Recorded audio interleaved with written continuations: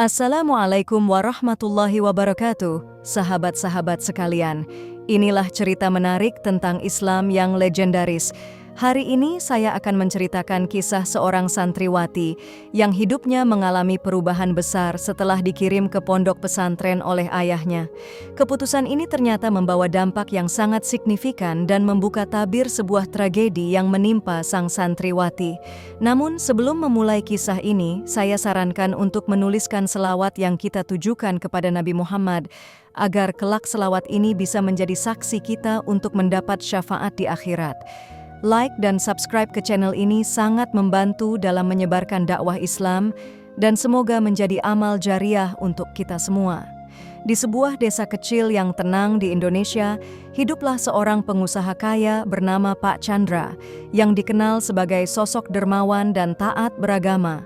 Beliau selalu memastikan kekayaannya dimanfaatkan untuk kebaikan, mulai dari menyumbang untuk pembangunan masjid hingga memberikan beasiswa kepada anak-anak yang kurang mampu.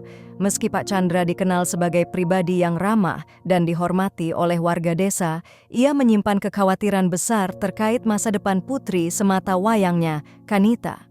Kanita adalah gadis yang cantik dan pintar dengan prestasi akademis yang selalu gemilang, sehingga menjadi kebanggaan keluarganya.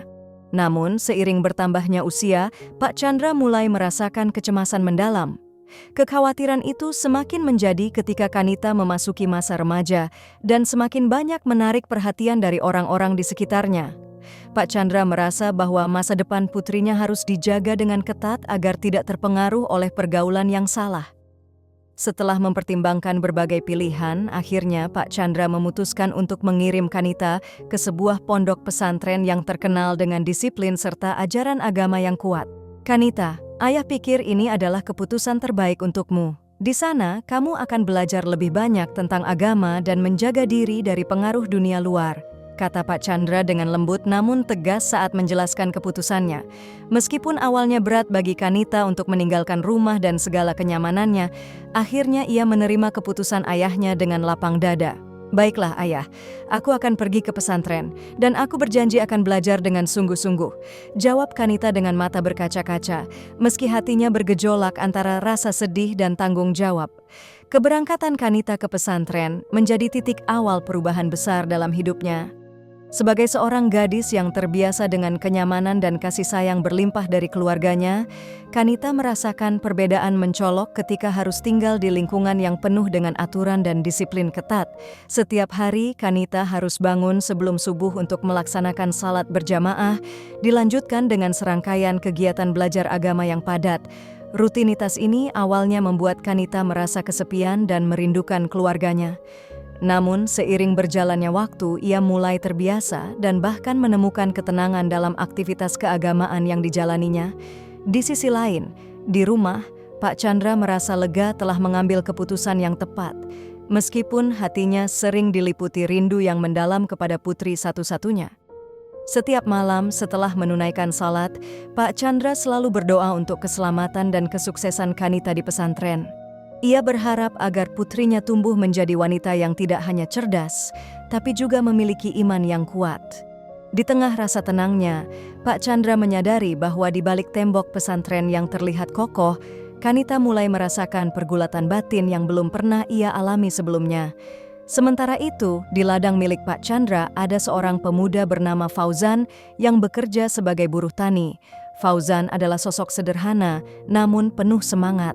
Ia selalu menyelesaikan pekerjaannya dengan teliti dan sungguh-sungguh, menunjukkan ketekunan dan kejujuran yang membuatnya disukai oleh banyak orang di desa itu.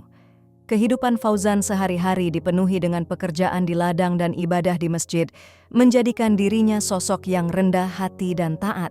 Namun, di balik semua kesederhanaannya, Fauzan menyimpan sebuah rahasia besar, perasaan cinta yang terpendam kepada Kanita, putri dari majikannya, cinta yang mendalam kepada Kanita, putri Pak Chandra.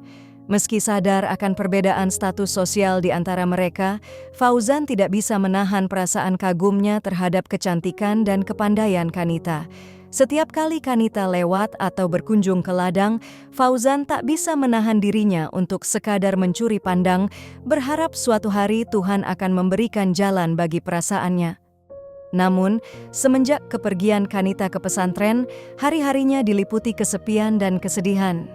Walau begitu, Fauzan tetap sabar menunggu, sembari berharap ada keajaiban yang akan menyatukan mereka. Ya Allah, jika memang Kanita bukan jodohku, jauhkanlah aku dari perasaan ini. Namun jika ia adalah jodohku, dekatkanlah kami dengan cara yang Engkau kehendaki. Doanya dalam hati setiap malam sebelum tidur, dengan harapan yang selalu diselipkan dalam setiap sujudnya. Bertahun-tahun berlalu, dan Kanita akhirnya pulang dari pesantren, membawa segudang ilmu agama yang telah ia pelajari. Namun, kepergian Kanita selama ini telah membawa perubahan besar dalam dirinya, perubahan yang membuat Fauzan terkejut ketika pertama kali melihatnya kembali.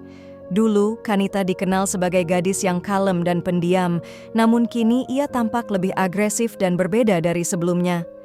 Fauzan, yang selalu menyimpan rasa cinta dalam hatinya, tetap merasakan kekaguman yang sama terhadap Kanita, bahkan merasa semakin terpikat oleh sikap barunya yang lebih berani.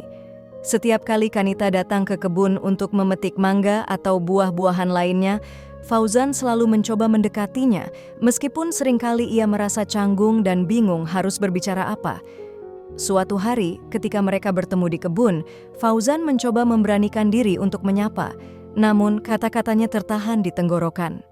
"Kanita, kamu tampak berbeda," ucap Fauzan dengan suara yang nyaris berbisik. Kanita hanya tersenyum tipis, lalu melanjutkan kegiatannya seolah tidak terjadi apa-apa. Sementara itu, Fauzan hanya bisa menatapnya dengan hati yang berdebar-debar. Ketika perasaan Fauzan terhadap Kanita semakin menguat, ia mulai berpikir bahwa sudah saatnya ia mengambil langkah lebih berani untuk mendekati Kanita. Namun Fauzan masih ragu dan takut jika cintanya tidak berbalas atau, lebih buruk lagi, akan membawa masalah bagi dirinya dan keluarga. Dalam kebimbangannya, Fauzan memutuskan untuk lebih mendekatkan diri kepada Allah, berharap bisa mendapatkan petunjuk dan kekuatan. Kepergian Kanita ke pesantren sebelumnya membuat Fauzan merasa kehilangan. Namun sekarang, dengan kembalinya Kanita yang berbeda, Fauzan merasakan semangat baru untuk terus berusaha. Meski jalannya tampak sulit dan penuh tantangan, Fauzan tetap berusaha. Suatu hari, Fauzan memutuskan untuk mengambil langkah lebih berani agar bisa lebih dekat dengan Kanita. Ia merancang sebuah rencana sederhana, namun penuh harapan, dengan tujuan agar bisa menarik perhatian Kanita. Fauzan sengaja merusak sistem irigasi di kebun, berharap Kanita akan melihat kekacauan tersebut dan mereka bisa berinteraksi lebih dekat. Ketika Kanita tiba di kebun dan terjebak dalam kekacauan itu, seperti yang sudah diperkirakan oleh Fauzan, ia berusaha untuk menolongnya. Melihat Kanita kesulitan, Fauzan cepat-cepat mendekat dan menawarkan bantuannya. "Biar aku yang memperbaikinya, Kanita," kata Fauzan dengan nada tenang, namun penuh keyakinan. Kanita mengangguk dan membiarkan Fauzan mengambil alih. Selama proses memperbaiki irigasi yang rusak, Fauzan tidak bisa menahan dirinya untuk memperhatikan Kanita yang tampak berbeda. Air yang membasahi baju dan jilbabnya membuat Fauzan semakin tersihir oleh pesonanya. Meski begitu, Fauzan tetap menjaga kesopanannya, berusaha fokus pada pekerjaan yang ada di depannya, sambil berharap bahwa usahanya kali ini tidak sia-sia. Kanita mulai menyadari bahwa Fauzan tertarik padanya. Melihat peluang untuk bermain-main dengan perasaan Fauzan, Kanita memutuskan untuk sedikit menguji keberanian dan ketulusan Fauzan. Ia berpura-pura kedinginan dan mendekatkan dirinya kepada Fauzan, seolah-olah meminta perlindungan dan minta dipeluk. Fauzan yang terkejut dengan tindakan Kanita merasa ragu, namun tidak ingin mengecewakan gadis yang telah lama ia kagumi. "Kanita, ini tidak pantas," katanya dengan nada cemas, meskipun hatinya bergejolak antara rasa suka dan rasa takut. Di sepanjang perjalanan pulang, Fauzan mengantar Kanita dengan penuh perhatian, meski hatinya berdebar-debar. Sikap manis yang ditunjukkan Kanita membuat Fauzan semakin percaya diri.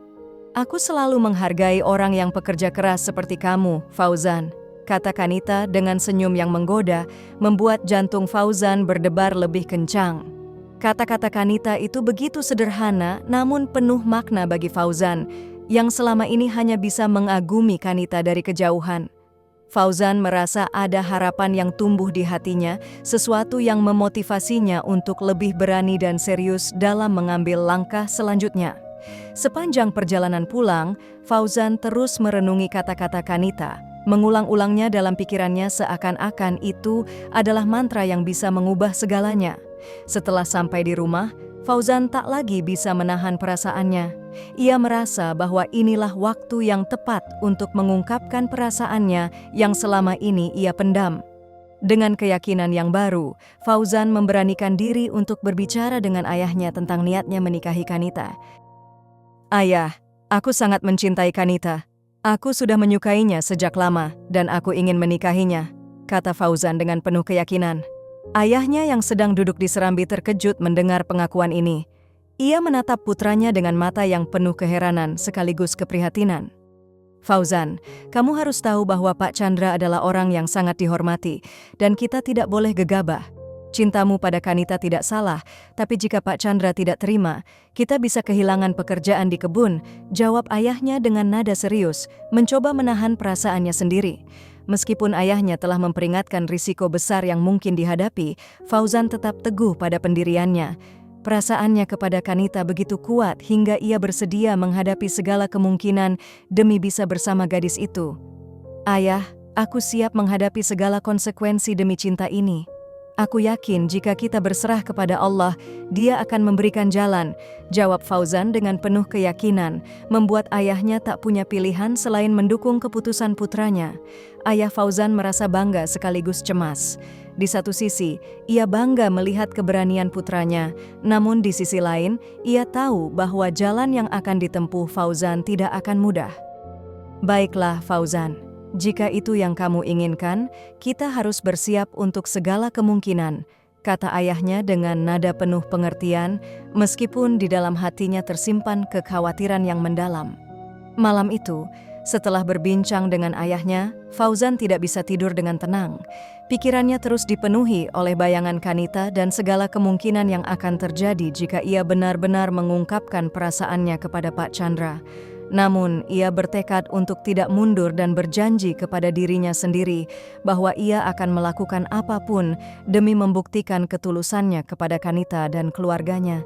Di sisi lain, Kanita yang juga merasakan ada sesuatu yang berkembang di antara dirinya dan Fauzan memutuskan untuk berbicara langsung dengan ayahnya. "Ayah, aku ingin menikah dengan Fauzan," ucap Kanita dengan tegas. Pak Chandra terkejut mendengar pengakuan tersebut. "Fauzan? Ayah tak pernah menyangka kamu tertarik padanya, tapi kamu harus tahu bahwa menikah adalah keputusan besar." Namun Kanita tetap pada pendiriannya dan bahkan mengancam ayahnya dengan kalimat yang tak terduga. "Ayah, jika ayah tidak mengizinkan, nanti ayah akan menyesal," ucap Kanita dengan nada dingin yang membuat Pak Chandra semakin bingung. Pak Chandra tidak mengerti apa yang sebenarnya terjadi pada putrinya yang dulu dikenal pendiam dan patuh. Perubahan sikap Kanita yang tiba-tiba ini membuat Pak Chandra merasa ada sesuatu yang tidak beres. Keesokan harinya, Fauzan datang ke rumah Pak Chandra. Ia disambut dengan pandangan tajam penuh pertanyaan dari pria tua yang dihormatinya itu. Pak Chandra tidak menunggu lama untuk menanyakan maksud kedatangannya. "Aku ingin tahu apa yang sebenarnya terjadi, Fauzan. Mengapa mendadak kamu ingin menikahi Kanita? Apakah kamu melakukan sesuatu yang tidak pantas?" tanya Pak Chandra dengan nada serius. Fauzan merespons dengan jujur. "Pak Chandra, saya sudah lama menyukai Kanita, tetapi saya tidak pernah melakukan apapun yang tidak pantas. Saya menghormati Kanita dan keluarga Bapak. Tidak ada upaya gelap seperti sihir atau pelet, selain hanya berdoa kepada Allah memohon yang terbaik." Jawaban Fauzan membuat Pak Chandra semakin bingung. Ia merasa ada sesuatu yang tidak terungkap, sesuatu yang lebih dari sekadar cinta sederhana.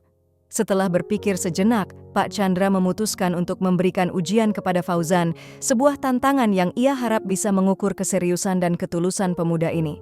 "Baiklah, Fauzan, jika kamu memang mencintai Kanita dan ingin menikahinya, tunjukkan kesungguhanmu. Aku ingin kamu mengumpulkan 2 karung ular. Hari ini hari Rabu, dan kamu harus menyelesaikannya sebelum Jumat siang, setelah salat Jumat. Ingat, kamu tidak boleh membeli ular itu. Temukan sendiri dengan tanganmu.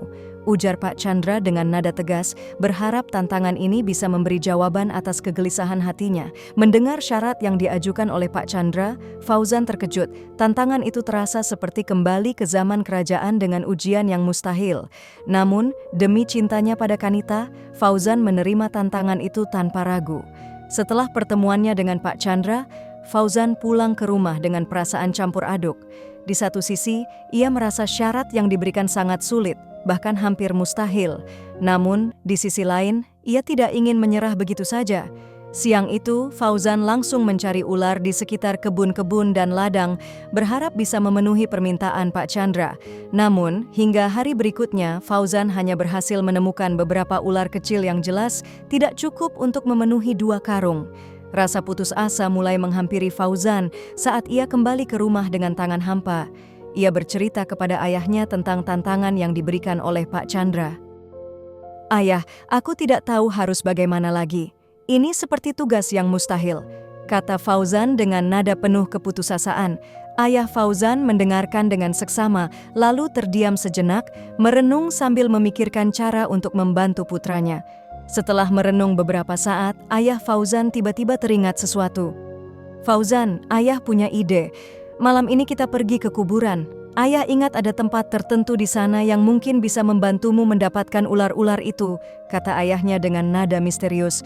Fauzan terkejut mendengar usulan ayahnya. Namun, karena tidak ada pilihan lain, ia setuju untuk mencoba.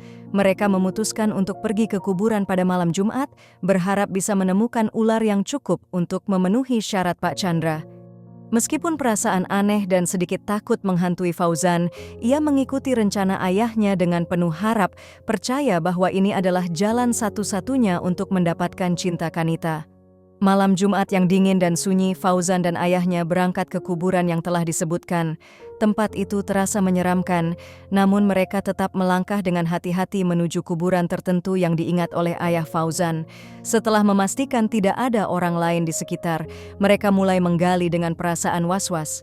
Setiap suara dan bayangan membuat mereka semakin gelisah, namun tekad untuk menyelesaikan misi ini menguatkan hati mereka. Setelah beberapa saat menggali dengan hati-hati, mereka berhasil menemukan sesuatu yang mengejutkan. Kuburan itu penuh dengan ular. "Inilah yang kita cari, Fauzan," kata ayahnya dengan nada lega, meski rasa takut masih menyelimuti hati mereka. Dengan cepat mereka mengumpulkan ular-ular tersebut ke dalam karung yang mereka bawa, hingga akhirnya terkumpul 2 karung penuh. Meskipun diliputi ketakutan yang luar biasa, Fauzan merasa lega karena akhirnya ia bisa menyelesaikan tugas tersebut dan membawa 2 karung penuh ular kembali ke rumah. Pagi harinya, dengan penuh keyakinan, Fauzan pergi ke rumah Pak Chandra untuk menyerahkan hasil dari ujian yang diberikan. Ketika tiba di halaman rumah, ia melihat pria tua itu sudah menunggunya dengan pandangan yang sulit ditebak. Pak Chandra terkejut melihat Fauzan benar-benar berhasil membawa 2 karung ular sesuai dengan permintaannya. "Aku tidak pernah menyangka kamu bisa melakukannya," kata Pak Chandra dengan kagum, namun tetap penuh keraguan. "Namun aku ingin tahu, dari mana kamu mendapatkan ular ini?" Fauzan pun menjelaskan dengan jujur, "Pak Chandra, ular-ular ini saya dapatkan dari kuburan seorang perempuan pezina. Ayah saya yang menunjukkan tempatnya. Di sana, ular-ular ini berkumpul, mungkin karena mitos yang mengatakan bahwa jenazah pezina selalu dikerubuti ular." Penjelasan itu membuat Pak Chandra termenung, memikirkan kepercayaan lama yang selalu dianggapnya sekadar mitos belaka. Namun, kenyataan yang kini ia lihat dengan mata kepalanya sendiri membuatnya mulai mempercayai keyakinan ini. Ada sesuatu yang lebih dari sekadar cinta biasa yang sedang terjadi, sesuatu yang mungkin berada di luar kendali manusia. Di tengah perbincangan serius antara Fauzan dan Pak Chandra, tiba-tiba, tanpa diduga, Kanita yang sejak tadi mendengar percakapan mereka dari balik pintu mulai menangis histeris. Tangisannya begitu keras hingga menarik perhatian semua orang di rumah, bahkan para tetangga. Pak Chandra segera berlari menghampiri Kanita yang tampak terjatuh dan kehilangan kesadaran. "Bangun, Kanita!" teriak Pak Chandra dengan panik sambil mengguncang tubuh putrinya yang terbaring lemas di lantai. Fauzan terpaku, rasa cemas menyelimuti dirinya, mencoba membantu namun tak tahu harus berbuat apa. Melihat kondisi Kanita yang semakin memburuk, Pak Chandra segera memanggil dokter langganannya, berharap ada pertolongan medis yang bisa menyelamatkan putrinya. Namun, sebelum dokter tiba, kejadian mengejutkan terjadi. Karung-karung ular yang dibawa Fauzan tiba-tiba bergerak liar seolah-olah merespons energi yang datang dari tubuh Kanita.